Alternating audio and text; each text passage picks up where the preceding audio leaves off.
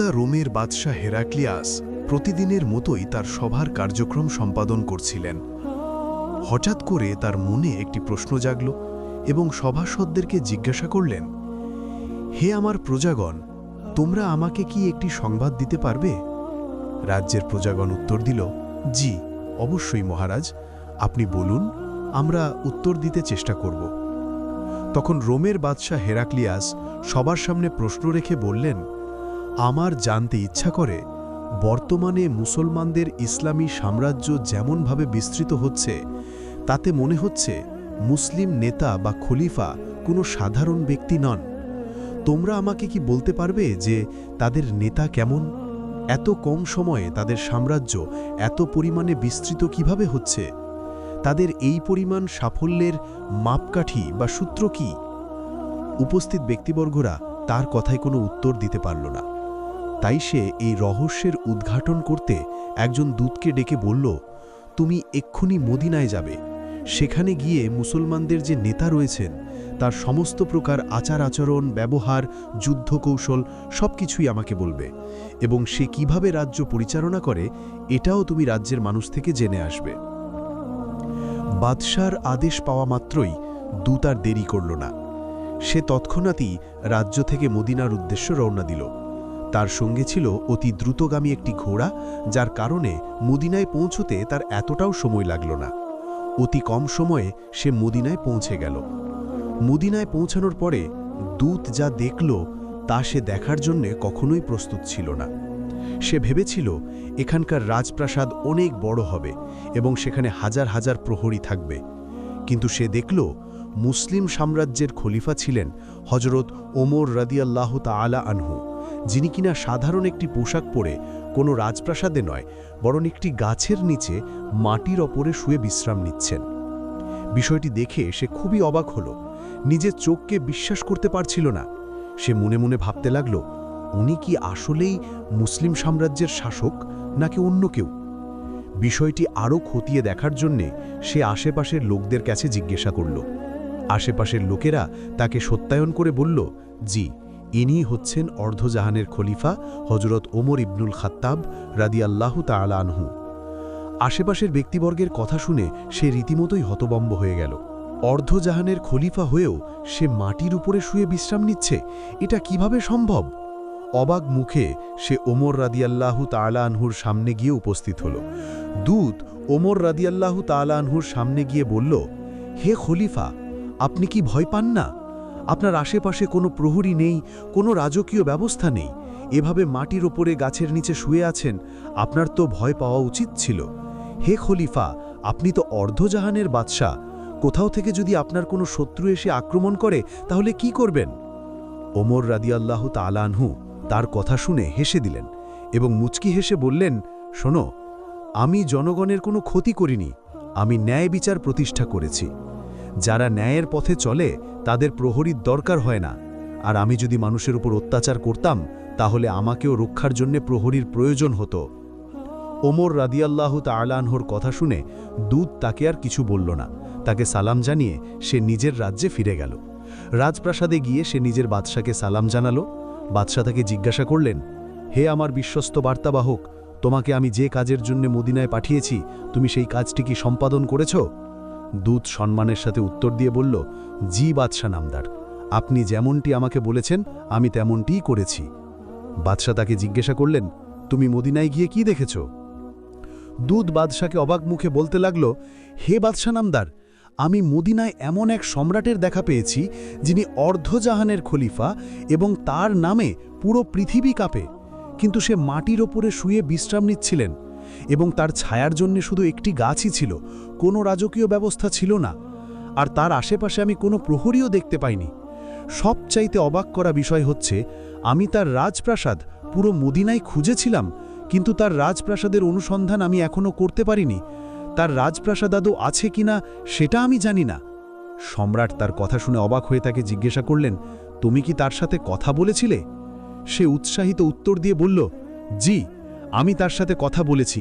সে শুধু আমাকে এতটুকুই বলেছে যে সে ন্যায় বিচার প্রতিষ্ঠা করেছে এবং কোনো প্রজার ওপর সে কোনোরূপ অত্যাচার করেনি, যার কারণে তার কোনো প্রহরীরও প্রয়োজন পড়ে না। আর তার ন্যায় বিচার সম্পর্কে আমি আশেপাশের ব্যক্তিবর্গের কাছেও জিজ্ঞাসা করেছিলাম। তারা আমাকে তার ন্যায় বিচার সম্পর্কে সত্যায়ন করে আমাকে তার বিষয়ে সব কিছু খুলে বলেছে। বাদশাহ দূতের কথা শুনে অনেকটা নিস্তব্ধ হয়ে গেলেন এবং চুপি সরে বলতে লাগলেন, তুমি এবার যেতে পারো, কোনো প্রয়োজন হলে তোমাকে আমি ডাকব। এই বলে তাকে পাঠিয়ে দিয়ে সে নিশ্চুপ হয়ে কিছু ভাবছিল। হঠাৎ করে সে বলে উঠল, এ নিশ্চয়ই কোনো জ্ঞানীবান ব্যক্তি হবে, না হলে এত নিষ্ঠার সাথে কেউ রাজ্য পরিচালনা করতে পারে না। তার জ্ঞানের গভীরতা আমি নিশ্চয়ই পরখ করে দেখব। এই বলে সে দূতকে আবার ডেকে পাঠালো। তাকে ডেকে তার হাতে একটি শাহী খত দিয়ে বলল, তুমি এই শাহী খত ওমর ইবনুল খাত্তাবের হাতেই দেবে, অন্য কারো হাতে দেবে না, এবং তাকে দিয়ে বলবে সে যদি এই প্রশ্নগুলোর উত্তর দিতে পারে তাহলে আমরা মেনে নেব সত্যি মোহাম্মদ আল্লাহর রসুল এবং ইসলাম বাস্তবে সত্য ধর্ম।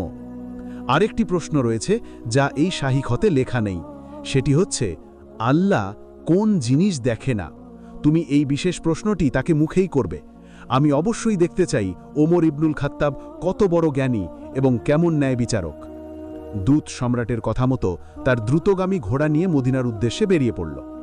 দূত মদিনায় গিয়ে দেখতে পেল ওমর রাদিয়াল্লাহু তাআলা আনহু আশেপাশের রাজা এবং মন্ত্রীবর্গদেরকে নিয়ে কোনো একটি বিশেষ আলোচনায় রত রয়েছেন। তাই সে তাদেরকে বিরক্ত করল না, দূরেই ঠাই দাঁড়িয়ে রইল।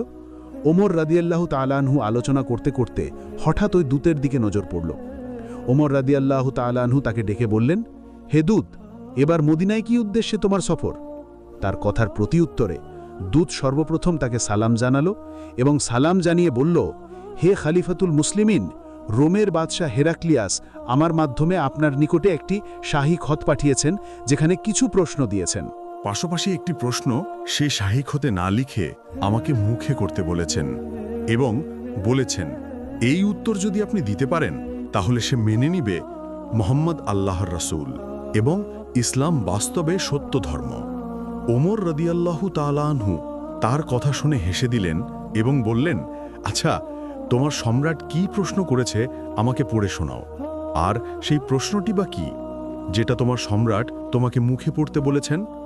ওমর রাদিয়াল্লাহু তাআলা আনহুর আদেশ পেয়ে দূত শাহী খতটি খুলে সবার সামনে এক এক করে সমস্ত প্রশ্ন করতে লাগল।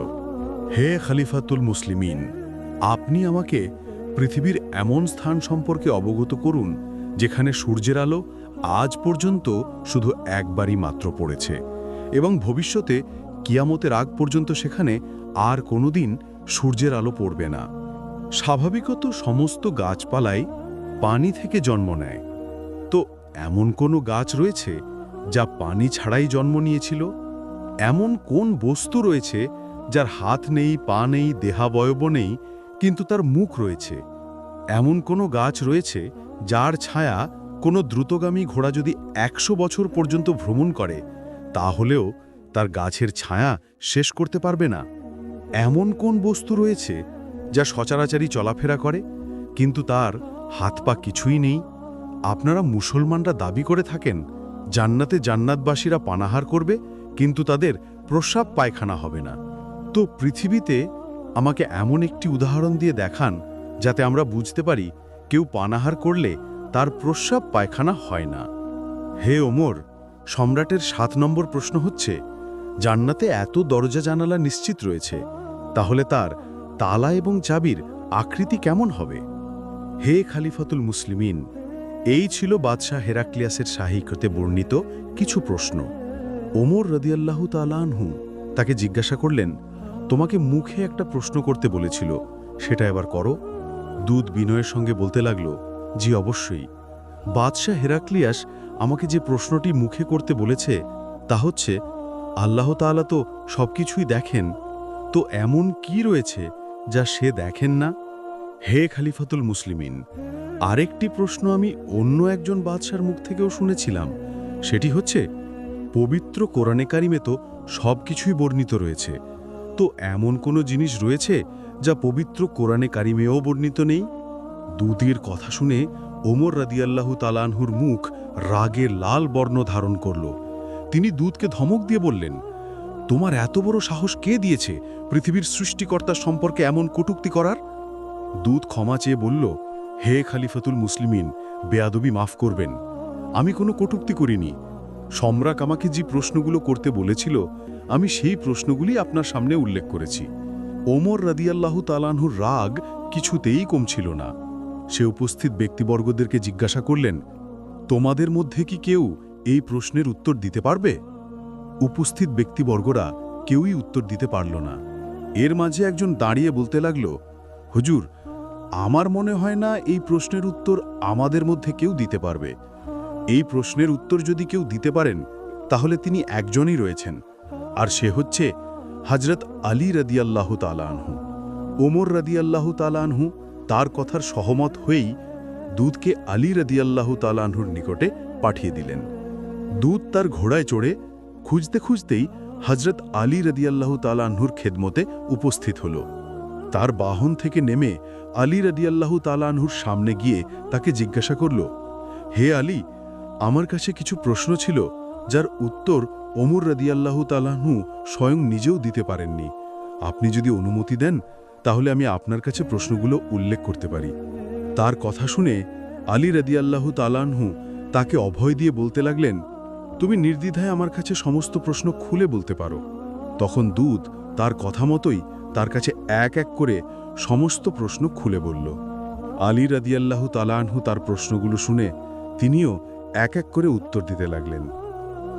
প্রথম প্রশ্নের উত্তর হচ্ছে সমুদ্রের নিচে, অর্থাৎ হযরত মূসা নবিয়ান আলাইহিস সালাতু ওয়াস সালামকে যখন মহান আল্লাহ রাব্বুল আলামিন পানিতে রাস্তা তৈরি করার জন্য আঘাত করতে বলেছিলেন, তখন তিনি পানিতে আঘাত করার পরে পানি দুই পাশে সরে গিয়ে রাস্তা তৈরি হয়েছিল। সেখানেই সূর্যের আলো সর্বপ্রথম এবং সর্বশেষবার পড়েছিল।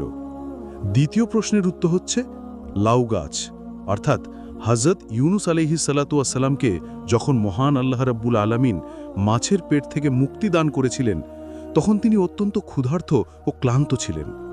তাকে ছায়া দেবার জন্যই মহান আল্লাহ রাব্বুল আলামিন মুহূর্তের মধ্যেই তার পাশে একটি লাউ গাছ সৃষ্টি করেন, যেখানে কোনো পানি ব্যবহার করা হয়নি। মহান আল্লাহ রাব্বুল আলামিনের রহমতই যথেষ্ট ছিল। ৩ নম্বর প্রশ্নের উত্তর হচ্ছে জাহান্নামের আগুন, যার হাত নেই, পা নেই, দেহাবয়ব নেই, কিন্তু তার মুখ রয়েছে, এবং কিয়ামতের দিন সে তার মুখ দিয়ে সমস্ত কিছু গ্রাস করে নিবে। ৪ নম্বর প্রশ্নের উত্তর হচ্ছে সাজাদবা, অর্থাৎ এটি জান্নাতের এমন একটি বৃক্ষ যার ছায়াতলে যদি কোনো একটি ঘোড়া ১০০ বছর পর্যন্ত দৌড়ায় তাহলেও তার ছায়া শেষ করতে পারবে না। ৫ নম্বর প্রশ্নের উত্তর হচ্ছে পানি, যার হাত নেই, পা নেই, কোনো দেহাবয়ব নেই, কিন্তু সচরাচর এবং সর্বদাই এটি চলাফেরা করে এবং সর্বত্রই এটি প্রবাহমান। এই পানি থেকে তুমি একটা শিক্ষা গ্রহণ করতে পারো। এই পানি কখনো নিজের পথ নিজে তৈরি করে নেয় না। দূত আলী রাদিয়াল্লাহু তাআলা আনহুর প্রশ্নের জবাব শুনে অবাক হয়ে গেল এবং মারহাবা দিয়ে বলল, হে আলী, আপনার প্রভু আপনাকে উত্তম জ্ঞান দান করেছেন। আমি অবশ্যই আমার বাদশাহ হেরাক্লিয়াসকে এই বিষয়ে খুলে বলবো। এই বলে আলী রাদিয়াল্লাহু তাআলা আনহুকে সালাম জানিয়ে সেই দূত সেখান থেকে বিদায় নিল এবং তার সেই দ্রুতগামী ঘোড়া নিয়ে বিভিন্ন মাঠ প্রান্ত পাড়ি দিয়ে উৎসাহিত মনে তার রাজ্যে ফিরে গেল। দূত রাজসভায় গিয়ে উপস্থিত হয়ে সবকিছু বাদশাকে খুলে বলল। দূতের কথা শুনে বাদশা অনেকটাই হতভম্ব হয়ে গেল এবং অবাক মুখে বলতে লাগল, আমি যতটুকু জ্ঞানে ভেবেছিলাম মুসলিম শাসক আমার ধারণা থেকে অধিক জ্ঞানী প্রমাণিত হল। আর যে মোহাম্মদ এ শাসক, সম্রাট এবং আলীকে শিক্ষা দিয়েছে, সেই মোহাম্মদের ধর্ম কখনোই মিথ্যা হতে পারে না। সুতরাং ইসলাম সত্য ধর্ম এবং মোহাম্মদ সাল্লাল্লাহু আলাইহি ওয়াসাল্লাম আল্লাহ তাআলার রাসূল। হে দূত, তোমাকে আমি যে প্রশ্ন করেছি তা কোনো মহাজ্ঞানী ছাড়া কেউ উত্তর দিতে পারবে না। এর উত্তর শুধু একমাত্র মহাজ্ঞানীরাই দিতে পারবে। তাহলে আমি লোকমুখে ঠিকই শুনেছি, মোহাম্মদ হচ্ছে জ্ঞানের ভাণ্ডার শহর আর আলী হচ্ছে তার দরজা। হে লোক সকল, তোমরা শুনে রাখো, মোহাম্মদের ধর্মই হচ্ছে একমাত্র সত্য ধর্ম এবং আমি সাক্ষ্য দিচ্ছি যে মোহাম্মদ বাস্তবে আল্লাহ তাআলার মনোনীত রাসূল। আলহামদুলিল্লাহ, এই ছিল আজকের গল্প। আশা করি এই গল্প থেকে আমরা সবাই শিক্ষা নেব আর আমাদের ঈমান আরও দৃঢ় হবে ইনশাআল্লাহ। যদি গল্পটি ভালো লেগে থাকে তাহলে ভিডিওটিতে একটি লাইক দিন আর এমন অনুপ্রেরণাদায়ক ইসলামিক গল্প শুনতে আমাদের চ্যানেলটি সাবস্ক্রাইব করুন। মন্তব্যে লিখে জানান পরের গল্পে আপনি কি শুনতে চান। পরবর্তী ভিডিওতে আবার দেখা হবে। ততদিন পর্যন্ত আল্লাহ হাফেজ।